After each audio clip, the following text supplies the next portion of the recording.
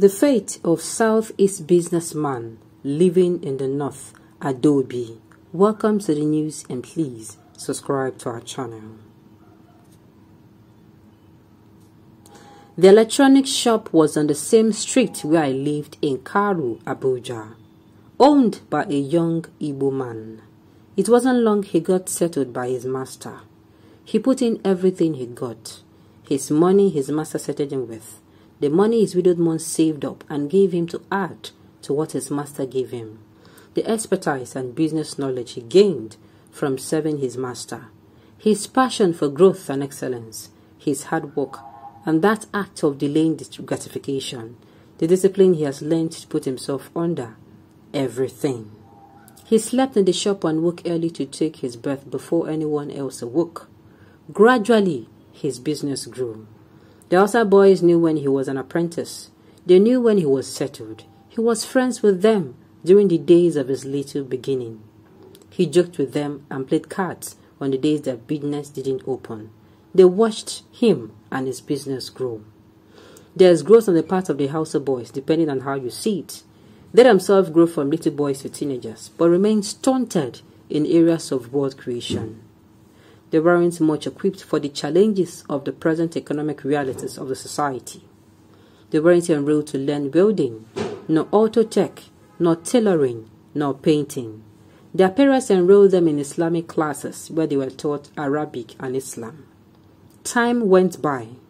When I walked by the electric shop in the evenings, the young man who already has several apprentices would display several new television sets at the same time, each showing a different program.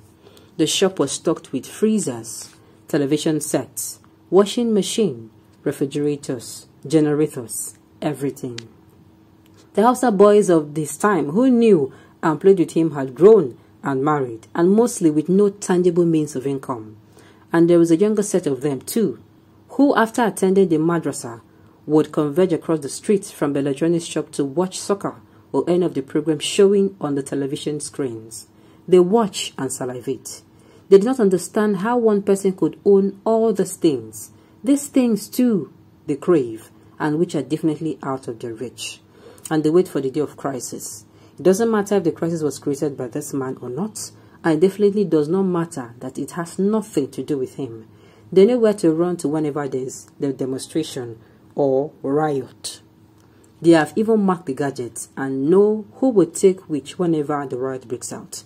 So while there's still peace, they stand across the road to watch and salivate and wait. This is a typical example. This person just put together everything I've been trying to say all this time. You see, the Southerners' behavior and the Northerners' behavior are very different. The only Northerners' behavior that you're going to see different from their brother's own are the ones that are literate and have lived for a very long time among Southerners. Those people, those people are peace-loving people. Whether they are Muslims, whether they're Christian, because they have learned tolerance, how to tolerate, how to respect boundaries, how to live in peace. Sincerely. I am so sorry, this is not coming from a place of prejudice, but I'm just stating the facts here. A Northerner, first of all, when he was conceived, he was not conceived with the aim of, I want my child's life to be better. Southerners, especially Southerners these days, the ones who are literate, they don't give birth to children because they want to give birth to children. They give birth to children and they make sure that they have prepared that, especially those who life don't show shiggy. They don't just give birth. They prepare as in they want to give their children the best. Everything they never had. If it is education, it is sponsorship. If it is, support, they want to be there for them. In fact, they have already seen in their mind how their child is going to come out. Unlike the Northerners who they believe that now God, now they give children. Can you now see the differences? Now, these two kind of people give birth to children. One give birth to children and they just teach him even the informal education self gone by the grace of God that they go teach him well. Yes, They will not even be able to teach him properly. While in the house of the Southerner, you will see them already, everything is like, you know, they are taking their time. They know what they want for their child. Their child must not come out anyhow at all. That child must not come out anyhow at all. They know that this is actually what they are going to do for their child to come out. So they do it. Unlike the Northerners who they leave everything to chance. Before long, the child of the Northerner will start talking, walking. Before you know, they give him bowl. They give him bowl to go around to take for begging. Meanwhile, the child of the Southerner, they engage him in education. They teach him. They give him everything. You know, they give him everything that he is supposed to, you know, get. Is it the education? Is it the love? You know, everything is different. And the child of the Northerner and the Southerner will be growing, you know, the same way.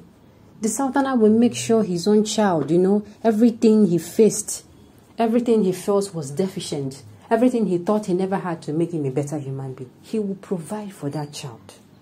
But the Northerner, that is an illiterate, will not do so. He will not do so. So when the child of this Southerner and this Southerner grows, you know, they grow, they undergo the same growth. Before you know it, if it is, you know, a Southerner who wants his child to, you know, his child to be better. If it is education, they put him in education. In fact, some people even go as far as when school is not in session, those they are long-term breaks. You know, this is their third-term break, that is usually very lengthy. They take their children, you know, they take them, either they put them in places they will learn. I'm telling you, they learn handwork, or if it is tech that the child is interested in, they are going to put them in that kind of environment. And before long, before you know, the Southerner's child is now, you know, a big boy, same as the Northern child. Before you know, things start taking shape. This one maybe goes to school, the Southerner goes to school, you know, goes to tertiary institution, or is involved in one trade or the other. You understand me? Or is involved in one trade or the other. Then the Northerner too as well has grown. In fact, before you even say Jack Robinson, the Northerner's child has even gotten married. He don't marry, born. The same cycle his parents took. Before you know it, the Northerner will start looking at the Southerner. But I know this guy now. This guy was with me. He was with me when growing up and all that. That is how they will not see the differences. But advice is that the Northerners should break this cycle of, you know,